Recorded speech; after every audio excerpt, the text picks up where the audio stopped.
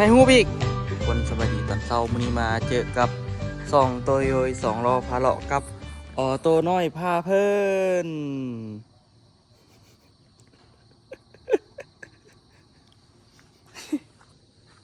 เช้านี่ตัวกับลูกมาเปิดห้างแต่เช้าทุกคนเนาะมื้อนี้นี่ก็หมอกเต็มเพิ่นบอกว่าคันมื้อไหนหมอกหลายๆแบบนี้ล่ะแดดสิออกหนาเพิ่นว่าเด้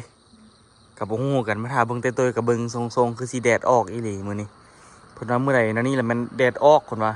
คันเมื่อไหร่ตื่นเช้ามาล่ะเห็นผู้เห็นผาแล้วมันเกียมฝนตกแล้วแหละคนว่า น่าจะแล้วแต่มือเนาะแต่ว่าคันนี้นะนี่คือสีแดดออกอีหลีเพราะว่าแดดมันกระทบแล้วมันเห็นหมอกดีนะทุกคนเนาะในช่วงตอนเช้าแบบนี้แท้เปิดห้านแล้วทุกคนเดี๋ยวสิไปหุดพักแต่ตอนเช้าแล้วก็สิว่าอยากเฮ็ดโตเฮ็ดตังในมื้อนี้เพราะว่าดนเราบ่ได้เฮ็ดโตเฮ็ดตังมันสิบ่มีเวลาเฮ็ดนะทุกคนเนาะอยากเฮ็ดให้มันแล้วไปเดี๋ยวเราพยายามกันเนาะทุกคนเราพยายามมาเฮ็ดดีกว่าลุยเวียกมื้อนี้เดี๋ยวก่อนมื้อไปสิไปฮดสวนก่อน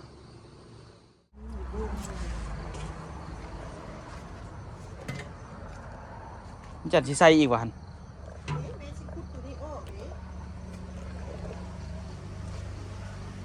ส่งก้อนปลูกอีหยังส่งก้อนหานี่ปลูกอีหยัง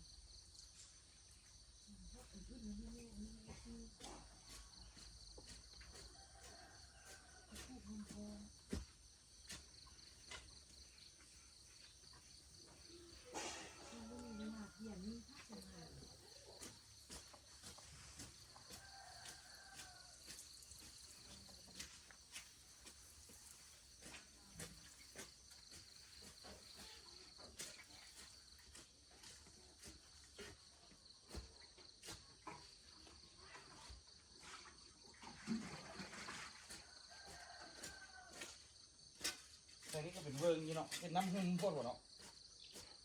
แต่นี่ปูเนี่ยแม่บ่ได้ปูแม่จะห้องฟองห้องพักอะไรซื้อเดี๋ยวนี้ปูเป็นพักวะนี่ตัวละหดจมูกนี่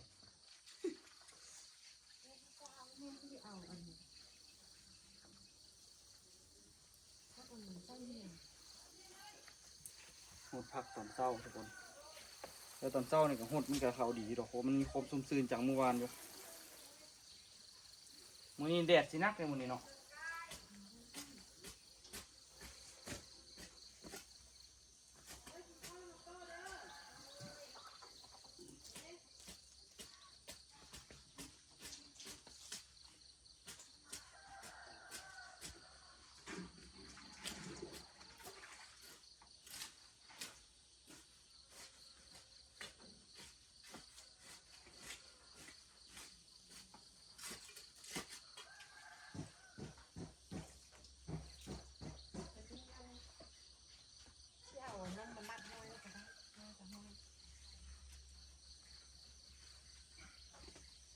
บุ้งนี่ก็พอกินเลยนี่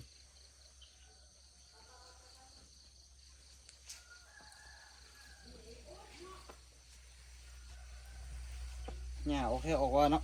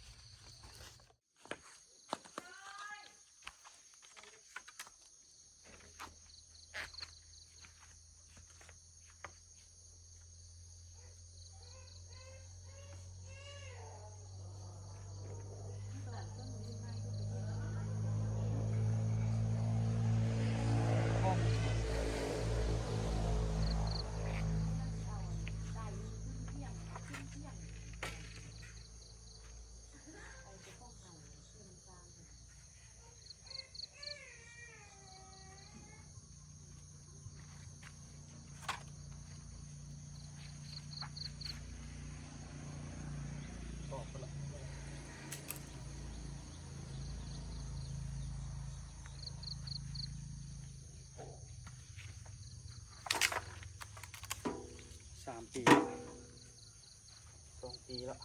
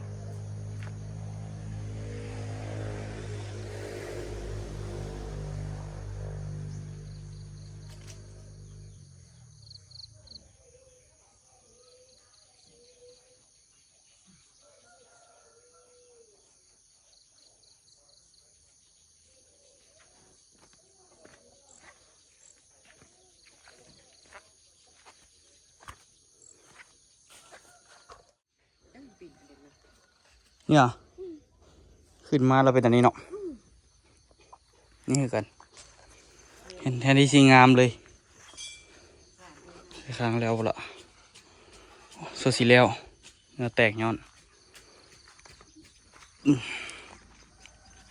เสริมเข้าไปทุกต้นข้างหมักแต่งข้างหมักทั่วนี่แหละเนาะ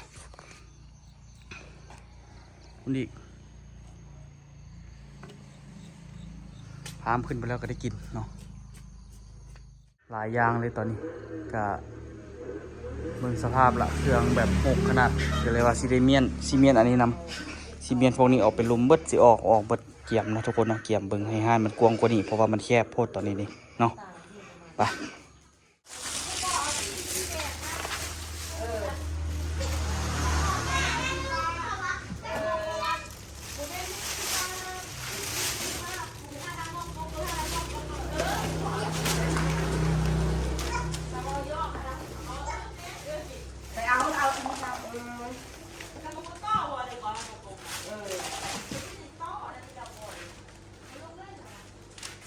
เอาลงมาซะนะ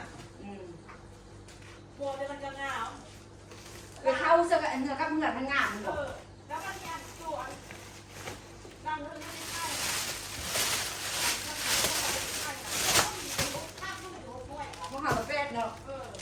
แล้วข้างมันกับโบราณที่ของเราเนี่ย ตัวคือเม็ดชีตัว ขี้ปะมันขี้มันสร้างขี้ไว้หรอ เม็ดชีอุ้ยนี่กันละนี่อุ้ยนี่เรียกชีกันละนี่นามันจะเม็ดสูงทีเดียวเด้โอเคมูลค่ามันสั้นด้วยจ้ะจ้ะเราค่าเป็นจ้ะ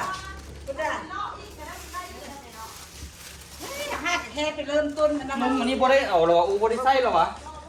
เฮ้ยยังไงบ่อยู่น้ำผงนี่เอาไปให้คนอื่นไม่อูเสียดายวะ โดยไล่มึงรู้เท่าเดิม กิโล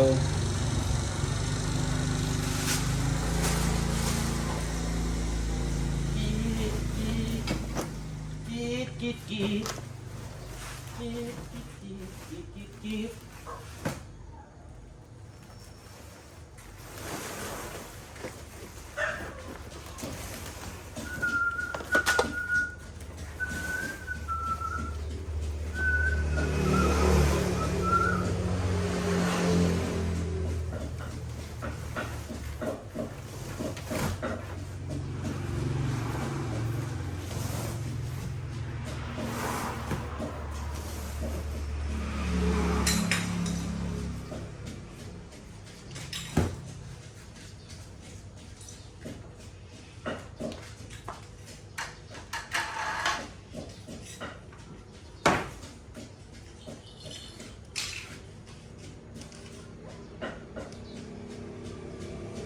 ลองกินเร็วจะเอาลง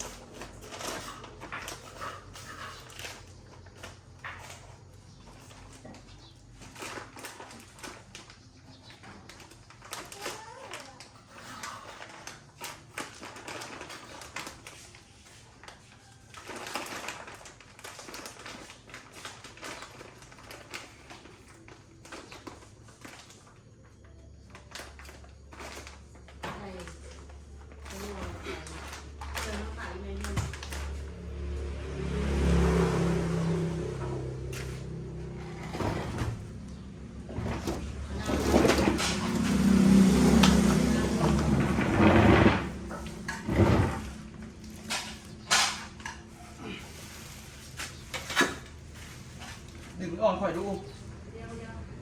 ไปนักตั้งพอเปลี่ยนตี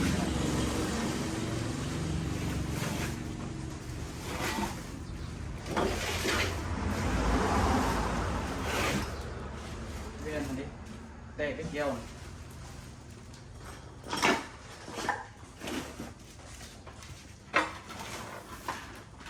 ลักเครื่อง เนี่ยบาทนี่ เดี๋ยวไปชิลีตัวนี้ ออกจากนี้ทำกีด เป็นพก ยังกับบาทนี่สบายเลย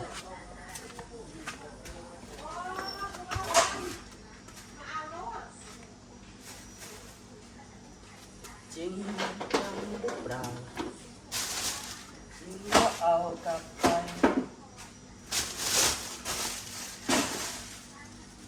อันนี้เด็ดเครื่องหม้อนี้เลย ท่านก็บอกไม่ไปเอาอ่ะเสือกงามเอาชิมก็เสือเฮ็ดเรียบบอกคักๆนะนะก็ดี เอาลงไปลูก ท่านเอาไปซักนะเห็นพ่อเจอใส่บอกคักๆนี่นะ โอ้ยใส่กับมันใส่อยู่ เบื้องดินมาเรียบร้อยแล้วนะทุกคนเนาะเอาคำอ่านเรื่องคำโอเคหรอบ่ให้ชัดเจนเด้อ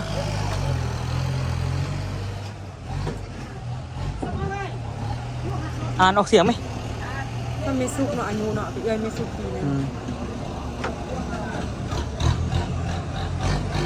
เอาอ่านในใจอยู่อ่านในไหนใจายก่อน100 ล้านมันบอก ตัวนี้เหรอ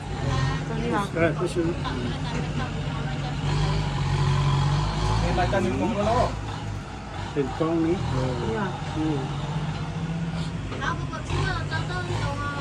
ประวัติปุซ้ำหอยดิ ฮะมาตามที่คุณ เอ้ยอาจจะตอนนี้ก็เลยเซ็นงานแต่ตอนนี้เลยครับ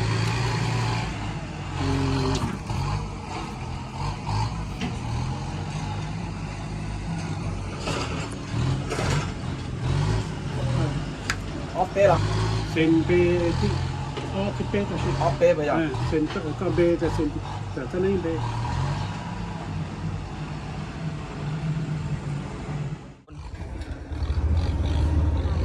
ฮ่าบ่เอากับบ่แล้ว เจ้า เอาซะ ย่าจะมีโฮงตัวรุ่นนี้เจ้า หืม เอาเขาเอานะไม่เครียดที่ไหน คันมันบ่พร้อมกันก็บ่อยากเอาหั่นแหละทุกอย่างมันต้องพร้อมกัน เอาแท้เมื่อกี้นะ ข่อยก็ว่าสิบ่เอานำอีกบ่ทันข่อยบ่จ่ายเงินบ่ใส่หนี้เบิดดอก อันนี้ข่อยว่าจังได๋ก็บ่เอาละใส่หนี้ซะซะดอกเหลือนั่นพอมาเห็นเขาจะว่าเหลือตอนนึงก็เลยว่าจัดเลยซะนี่แหละดินเฮาโอเคอยู่อ่ะ เม็ดหัวเนาะนางเม็ดหัวเนาะซื้อเสามาเนี่ย รอตัวเสาผู้จอยเด้ เขาล่อ ข่อยสิรอเอาแต่ว่าขี้ข้านมัดเล็กอยู่ล่ะแต่คันว่าซื้อเล็กมามัดว่ารอเอามันก็บ่ได้เปลือง อันที่จริงอันไทยฮู้โคตรแต่นี้ติดกว่าที่จริงเอามาเอาไปดีมาจับให้ไทยฮู้ดู ตัวนี้อยากใส่หูบอีกโอ้ยตาย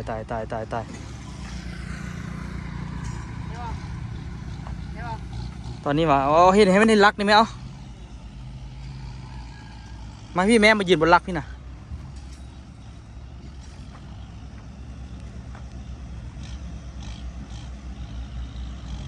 นั่นเด้อนี่ไปเมื่อฮอน โอเคอยู่วะ โอเคกับโอเคเนี่ย ฮะโอเคอยู่วะล่ะเจ้าฮะ มันก็ฮอดพุ่นก่อนเนาะ ไปเบิ่งสุดแดนบันนึงไปพอให้มีกำลังใจ รอบประมาณ เอาคันโฮมเขาได้ทีมเหรออุคำหมวกได้ทีมเหรอ ถ้าเอามืออะไรตัว คันโฮมดิ เนี่ยก็เนาะ สิแหละไม่จันดานะเฮ็ดจังขี้ลืม เอาใส่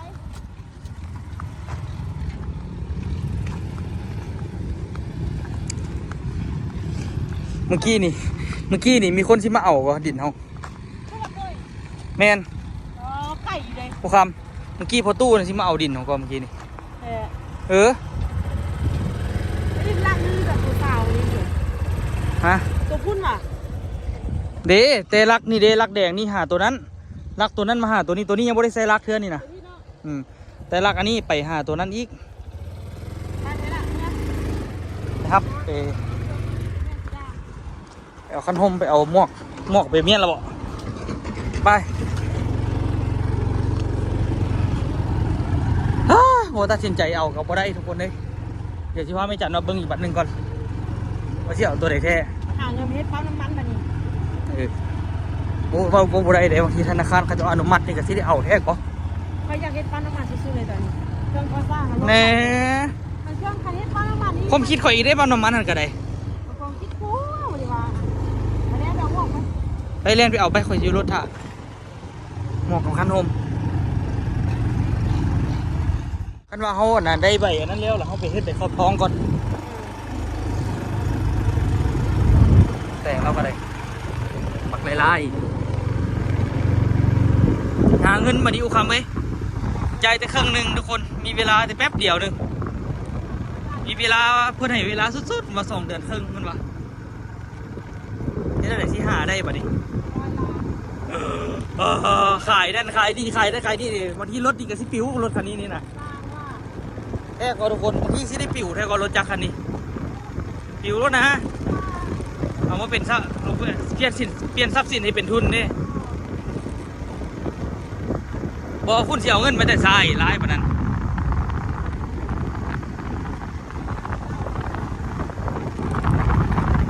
ทำให้ทิปหนักกว่าเก่าสัน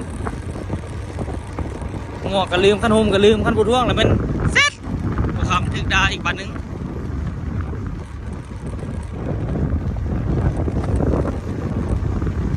ไปเมียนกับบุทันแล้วซ้ำเริ่มเอาไข่เนาะกวางเพิ่มขึ้นอีกเนาะเอาโต้เป็นไอ้ว่ะไอเอาเงินน้ำไอ้นีมาคืนก่อนโอ้ เจิงไผ่บ่เจิงบ่ได้กินน้ำไปค่อยดิมี่ ฮะ 1 2ปลาตุ้ยย่างเบิ่งได้เนาะ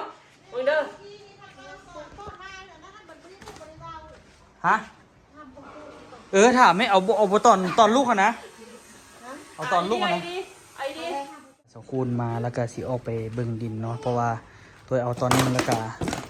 ให้แม่จันกับสคูลเขาเจ้าบางทีเขาเจ้าติดกันบ่หรือว่าที่จังไหนคาถาเบิ่งน้ำกันเนาะทุกคนเนาะน่าจะเอาติดปินฟากไปเดียวกันแต่แม่จันเขาสิเอาแต่สาวคูณสาวของทุกของสคูลเขาสิเอาสาวคูณ40เนาะเดี๋ยวเสียงเขาเจ้าไปเบิ่งน้ำกันเลยมาเจียงดูมาย่างแม่ตู่ ให้มันย่างดู บ่ยาง ครับ เด้อเจิงไผ่บ่เจิงบ่ให้กินนมเจิงไผ่บ่เจิง ขาอ่อนละ เจิงเด้อย่าง โอ้ เฝ้าย ย่านแต่บ่ได้ลุ่ม ยานเจ็บ ยืนยืนดีๆเลยค่ะ ไปย่างมา นี่แต่ค่อยๆนะ ค่อยย่างกันเลยค่อยย่างดีค่อยนะค่อยนะค่อย นี่เป็นค่อยๆย่าง ค่อยย่างไปย่างได้ ของนั้นแม่ตุ๊กตาว่าสิเอาโซนบนนี่เลยเอาแทนบอลแม่จันเลยตอนนี้ตัวมาครอบเพิ่นละแม่จันว่าสิบ่เอาเด้อทุกคนของแม่ตุ๊กตาโซนนี้ประมาณหลักลุมพุ่นแหละหลักสุดพุ่นเนาะจนฮอนนั้นเป็นหลักเรียบร้อยละของตัวยังจะเอาคือกันเนาะตัดสินใจเอาคือกันละแต่ยังพอแม่จันว่าถ้าอิดว่าสิบ่เอาก็ดีก็อยากให้เอาตอนนี้นี่งั้นไผมาเอาไทท่านมาเอานี่โชคดีเลยทุกคนตอนนี้นี่คันว่าท่านมาเอานะตอนนี้นี่ก็ถือว่าเป็นแบบจุดสี่แยกสำคัญเนาะที่แบบว่าที่ค้าขายง่ายโซนนี้แมนเบิดเลยนี่จุดสุดฝุ่นแมนเบิดเลยนี่เป็นไฟมาเอาท่านเอาก็คือโชคดีไปเนาะคือโซนข้างหน้านี่ก็มีคนเอาเบิดละเนาะโซนข้างหน้านี่ก็มีคนเอาเบิดละเอาก็เอาซะเอาให้มันจบไปนะทุกคนมันก็ปะไว้ก็เพื่อตอนหน้าเอามีทุนมีฮ้อนกับมาเฮ็ดเป็นธุรกิจอยู่นี่ก็ได้อีกจุดหนึ่งเนาะแต่ตัวตั้งใจอยากเฮ็ดปั๊มน้ำมันทุกคนอยู่นี่เลยนี่แหละโซนนี้แหละนี่โซนนี้ตั้งใจเฮ็ดปั๊มน้ำมันนี่โซนนี้ฮอดลักนี่หาลักนี่เอาเบิ่งมื้อนี้ก็หลายเทื่อแล้วล่ะเฮ็ดปั๊มน้ำมันคักๆอยู่นี่เพราะว่าอยู่นี่คันตัวเฮ็ดอยู่นี่แล้วแม่นปาดที่โตทั้งลุมฮอดบ้านลุมพุ่นละแม่นมาซื้ออยู่นี่หมดน้ำมันน่ะนี่คันเฮาเอาอยู่นี่เนาะดินบนข้างหน้านี่ก็ประมาณตัวคิดว่าน่าจะประมาณ6เมตรอยู่เด้แต่นี่หาหันประมาณ6เมตรอยู่แต่นี่หาหน้าทางแต่ก็เฮ็ดอหย่างใดก็เพิ่มอีกประมาณ30เมตรนี่สบายไผเอาทั้งหน้านี่คือได้ดินทั้งหน้านี่เพิ่มเข้าไปอีกสะดวกสบายเลยเนาะกะถมเข้าไปอีกกะมีทางออก2ทางทุกคนออกทั้งหลังก็ได้ออกทั้งหน้าก็ได้ตอนนี้นี่เนาะดินตอนนี้ถือว่าออกได้2ทางสิเฮ็ดปินหน้าไว้ทางไหนก็ได้หรือว่าสิเฮ็ดห่านจังไหนก็ได้ทางหลังก็มีทางข้างหน้าก็มีทางข้างแล้วมีน้ำห้วยทางหน้าภูเขาทางหลังก็มีภูเขานะทุกคนนะครบเซตเนาะกลับแล้วทุกคนแดดร้อนเดี๋ยวไปว่ากันอีกครบเซตเลยวันนี้นี่คือจบไปเนาะมือหนึ่งกันบ่เอากับโอ้โหสิมีโอกาสตอนไหนล่ะคือตัวแหละทุกคนตัวตอนตัวไปเฮ็ดเอกสารนะโคตรบังเอิญเลยทุกคนเนาะบังเอิญอีหลีมื้อนี้เป็นมื้อวันที่11เดือน11แล้วมาเบิ่งโมงนะตอนนี้เอกสารนะบังเอิญอีกอย่างหนึ่งทุกคนบังเอิญอย่างฮู้บ่มาเบิ่งโมงนี่ถึก11:11 นาทีอีกถือว่าเป็นเลข11รัวๆอะไรเนาะทุกคนเนาะแต่ว่าทั้งลุ่มนี่ก็ถ้าว่าไผอยู่แจ๋ๆนี่ครับสมมุติเฮ็ดบ้านเฮ็ดเรือนก็โอเคเด้เชิญชวนเนาะมันไผอยากมาซื้อดินมาซื้อน้ำกันมาอยู่พี่น้ำกันราคาสำหรับตัวก็บอกมันบ่ได้แพงคันสมมุติว่าราคาอยู่นี่80 ล้านเนาะ80 ล้านนี่ถึกอยู่ประมาณแต่ถึกแต่ประมาณบ่ฮอด 3,000 ดอล 2,000 กว่าดอล 3,000 กว่าดอลลาร์ US เด้ทางลมมันประมาณ60 ล้านเนาะถือว่าเติบหนึ่งอยู่แต่ว่าโซนทางนี้นี่ตัวว่างามทุกคนเห็นมอมซีวิวมีวิวภูผาวิวนี่โอ้ยโคตรแจ่มเลยเนาะมือต้นไม้นี่ใหญ่ๆงามดีห่มดีทุกคนพอมีห่มเนาะก็ถือว่าเป็นอีกจุดหนึ่งที่ตัวว่ามันดีเนาะแต่สำหรับตัวเฮ็ดค้าขายต้องเฮ็ดอยู่แคมทางใหญ่พุ่นคันเฮ็ดน้ำมันเฮ็ดปั๊มน้ำมันเฮ็ดจังกะเฮ็ดอยู่แคมทางใหญ่พุ่นเนาะมันจึงสะดวกว่าซั่นซะเฮ็ดทางเข้าทางออกก็เฮ็ดทางเดียวหั่นล่ะปกไปวนมาพี่ก็เข้าทางนี้ออกทางพี่ก็ได้คือกันมันมี2ทางออกเลยมันก็สะดวกขนาดทุกคนสะดวกอีหลีก็เดินตอนนี้ตัวก็ไปล้มนะไม่สุกละไม่สุกก็โอเคก็ไม่สุกก็ว่าคันซีเอาก็เอาเนาะเพราะว่าตัวหากว่าใส่หนี้เพิ่นนะหากว่าใส่หนี้เพิ่นตอนตัวเอาไปเฮ็ดธุรกิจนี่แหละก็เป็นคำ3 บาทตัวยืมไปตัวกับบางทีก็บ่ได้บอกทุกคนดอกเนาะแต่ว่าบอกอยู่เนาะตอนนั้นตัวยืมคำแม่3 บาทเอาไปซื้อรถเฮ็ด100นะรถหุ่นใดยาวๆนะแล้ววันนี้นี่ก็ ตัวเราเอาไปใส่หนีแม่ใส่หนีแม่มือน่ะตัวไปซื้อคำกับอูแหละเพราะว่าเอาไปใส่แม่เนาะเพราะว่ากายยืมเพิ่นมาดนละพอไปใส่ละบัดนี้นี่ตัวกับว่าตัวจากได้ดินอันนี้ทำอีตัวตัดสินใจว่าสิบ่เอาเนาะว่าสิบ่เอาแล้วมันอยู่ทางในแล้วก็ตัวเอาเงินไปหมุนนั่นหมุนนี่เนาะให้แม่จันเอาคนเดียวก็พอแล้วหั่นน่ะบังเอิญบัดนี้นี่ตัวก็มาตัดสินใจเอาดินเขาเจ้าว่ามีดินทั้งหน้าพุ่นเนาะทุกคนโอ้ยมีอย่างเฮ็ดแคบบ่แคบดิทุกคนบ่เห็นหน้าตัวเองแต่เห็นแต่เสื้อสมัยกี้นี่ขอโทษเด้อตัวมาตัดสินมาเบิ่งดินทั้งหน้าพัดมีวันนี้เราดินทั้งหน้าพุ่นก็เลยมาตัดสินใจเอาซะเนาะเพราะว่ามันเฮ็ดหยังก็ได้นะทุกคนเนาะอยากเฮ็ดซุปอยากเฮ็ดท่านขายเครื่องอยากเฮ็ดปั๊มน้ำมันอยากเฮ็ดหยังก็ได้เบิดเลยอยู่หั่นเนาะแต่ว่าคณะมีหมู่บ้านอยู่นี่ก็เหมาะสำหรับเฮ็ดท่านเฮ็ดปั๊มน้ำมันโอเคอยู่แต่ว่าเฮ็ดท่านค้าขายนี่ตัวไว้อยู่ส่วนทางกลางนี่สิดีเนาะทุกคนเนาะมันค้าขายได้เนาะแต่ว่าเฮาก็มีห้านหนึงอยู่หุ่นละมันก็โอเคแล้วแหละนี่ปักใหญ่บ่อึดบ่อยากเนาะเฮารวม60 ล้านทางกลางส่วนนี้80ทางหน้า100แต่ทางหน้าตัวเอาละเนาะได้เพิ่มให้กับเจ้าอีกตังบา40 ล้านปาโถสมมาหาควรเพิ่มอีกเติมหนึ่งแต่ก็ยามันทุกคนเนาะต่างได้ไปก็โอเคละอันบอกตัดสินใจเอาก็คือชิบได้มาครอบพระเจ้าละว่าแม่ทุกตาหันง่ายมาทางแคมนี้ใจแรกก็อยากให้แม่จันเอาอีกตอนหนึ่งบนตัวนี่แหละแต่ว่าพอจอยบ่เอาก็เลยว่าอย่างยากเอากะแล้วไปเนาะ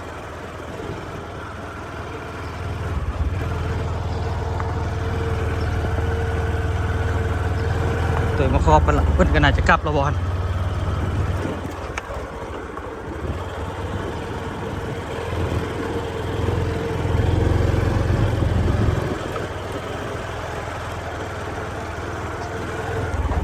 ตอนนี้นี่ก็ตัดสินใจเอาเรียบร้อยแล้วเนาะมันก็